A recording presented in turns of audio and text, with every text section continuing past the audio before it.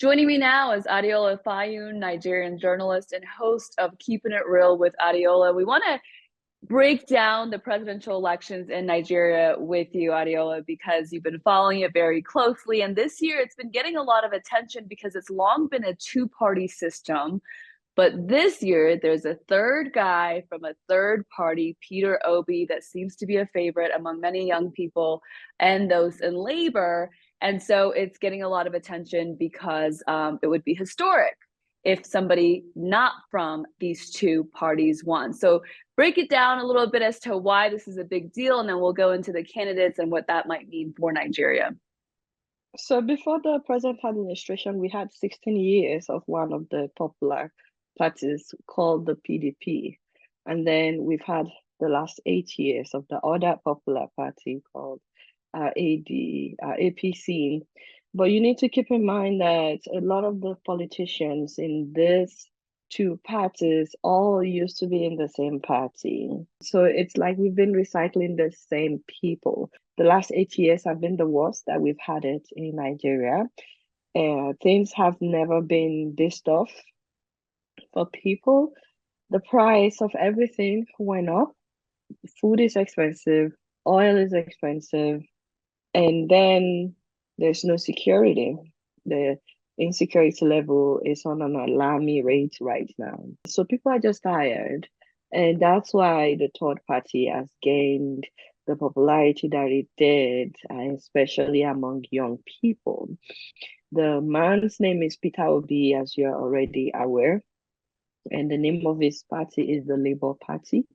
And like you rightfully said, this is the first time that a third party would be a major force, a major key player in a Nigerian election. So let's go back a little bit. So this weekend, people in Nigeria are voting. We expect to maybe have results in about a week. The current president, Muhammadu Buhari, is serving his last and second term per the constitution of the country. He is from the All Progressives Congress Party, and then the second one is the People's Democratic Party. One of the candidates from the People's Democratic Party, the leading one, Atiku Abubakar, was a vice president in the past from 1999 to 2007. And you've got the other candidate, Bola Tinubu, from the All Progressives Congress, which is the party of the current incumbent. And then you've got the third person, which we're talking about, the wild card, if you will, which is Peter Obi. He's 61. He's a wealthy businessman. He served as a governor of Anambra, one of the states in the country. And he has a reputation of not being corrupt. Is that why he's getting people's attention? Or tell us a little bit about what the appeal is with Peter Obi. I think the first thing is the fact that he's younger. Um, the other popular candidate, like you said, is Bola Ahmed Tinubu, who happens to be in the same party that Buhari is in, a party that people are really tired of because it has really frustrated their lives for the last 8 years. And so people don't want a repeat of Buhari. Number one, an absent president. Buhari was an absent president. He was gone for months several times. He spent more than 200 days in London during his tenure receiving medical treatment. We don't want that anymore. We want a president that will be there. Which also ties to the age thing. At least when someone is young, they can run around. They can, Peter Obi is pretty fit compared to Tinubu, compared to Atiku. Another thing that people like about Peter Obi, and by the way, I'm not in support of any of the candidates. I'm a journalist. I don't campaign for Peter Obi, even though he's very popular among young people like myself. As far as I'm concerned, if he should win and become president, he basically just got himself on my radar because then we will shine our light on him and hold him accountable. But I'm just telling you the reasons why people like him or prefer him. He's more approachable. That's another thing. And you may not think too much of this, but let me tell you, Tinubu did not grant any interviews to any Nigerian journalist the whole time he was campaigning. the young people, they don't want a president that they cannot challenge, a president they cannot question, a president they cannot hold accountable. And that's pretty much who Tinubu is. And so those are some of the reasons why people prefer Peter Obi. And another reason is um I don't want to talk about corruption because, to be honest with you, all our politicians are corrupt. They may be more corrupt than the other. I have not seen any one of them that is a saint. But at least the one thing that people know is that when he was living as a governor of Anambra State, he left a lot of money in the government coffers. So that speaks to integrity in terms of because a lot of them embezzle money, but he left money. Now, I'm not saying that he didn't embezzle any money. That's not what I'm saying. I don't know, but he left a sizable amount of money. What are the chances that this enthusiasm will actually turn into votes at the polling stations? There's already, questions of voter intimidation, people's votes being bought. Is that something that seems to be concerning, or is there any signs that that is the case? It did already. It already turned into people casting their vote. A lot of young people casting their vote for Peter B. First of all, this is the highest turnout that we've had in a very long time. In the last two elections, the turnout was about 30% of registered voters. That's terrible. 30%. Now, for this election, we don't know the official percentage yet, but everyone is talking about how this is the highest turnout they've seen. Some people are saying this is the highest turnout they've ever seen in Nigeria. People came out to vote despite knowing that they may be attacked, which happened in many polling units, thugs, stealing ballot boxes and stuff. Some people got attacked, and a lot of not just regular Nigerians, but even celebrities stayed at their polling units until the votes were counted.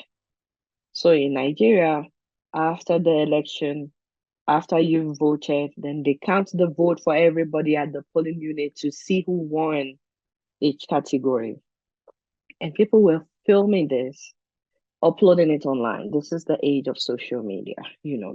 It's harder to rig. They've always rigged elections, but now it's more obvious that they are rigging this ongoing election because people that were at the polling units and see who won, especially places where Peter Obi won, a lot of those places. The same people now go on INEC's official website. INEC is our electoral commission, where they have the official results. And then they check their official result, and it's different from what they experienced, what they saw, what they recorded. And they have video evidence of their own result, but it doesn't tally with what we are seeing on INEC's website. So if Tinubu wins, do you think there'll be a reaction from the population that may feel like some of this was rigged? People already feel like all of this is rigged, not some of not some of this. I mean, if my polling unit has a different result and INEC is telling me something different, how do you think I would feel? I was there, I filmed it, I have it on record on my phone, and they're telling me something completely different, and there's absolutely nothing I can do. How do you think I would feel? So people already feel like that. So it's possible that this moment with Peter Obi was more symbolic or giving a statement that the people of Oh, Nigeria are generally discontent, but it may not actually result in really shifting this two-party system that's been at play for over 2 decades. I think a lot of people were hoping it wouldn't just be to make a statement. A lot of people were hoping it would bring about real change. A lot of people were hoping that this wouldn't just be, let's just make a statement. So it did make a statement, but it's also demoralizing, actually. It's not just disappointing, it weakens you. And it's not that I want Peter Obi to win or that I just want transparency. Like even if Tinubu wins, let it be in a straightforward, transparent way. I want to get your thoughts on something that may not necessarily be significant, but I want to get what you think on it. There's a video that's going around with Secretary Blinken and the U.S. ambassador to the UN, Linda Greenfield, as well as Samantha Powers from USAID. Basically, in the video, is just encouraging people of Nigeria to vote, to we support democracy, etc. What do you make of that? Is it just standard PR, or is there something more to that in So terms of the US's engagement with this? it doesn't affect anything on ground. You know what I mean? Like whether the US says what it would say or not, they would do what they would do, and they're doing what they want to do. It doesn't matter. But the US has to say that as a formality each time there's an election somewhere. But it doesn't affect anything on ground. Is And there like what's the it's relationship between the U.S. and Nigeria with the current president, or the U.S. The Nigeria and China rather, or Russia? Is there any sort of obvious dynamics with Nigeria and some of the what you would call the global superpowers? well, Nigeria plays a huge role in Africa because of mainly because of our population and then our age group. And so they always have to take Nigeria into consideration when it comes to US Africa relation. Um, US Africa Summit, Nigeria is always there and all that. The US embassy is in Nigeria, all this stuff. So Nigeria plays a huge role in Africa, and Africa is very important to the US. So nobody is denying all that. This present administration, they've had, according to them, a good relationship. Not that it has benefited the regular person. It's been the worst government that we've had. The sad thing is, as Nigerians, there's one thing we do really well, and that is to adjust. We are always adjusting. Well, thank you for that breakdown. I mean, I think a lot of people just learned about this, at least the ins and outs of this, for the very first time. So, really appreciate your time and your insight. Adeola Fayehun, Nigerian journalist and host of Keeping It Real with Adeola. Thank you for your time. Thank you for having me. Have a good one.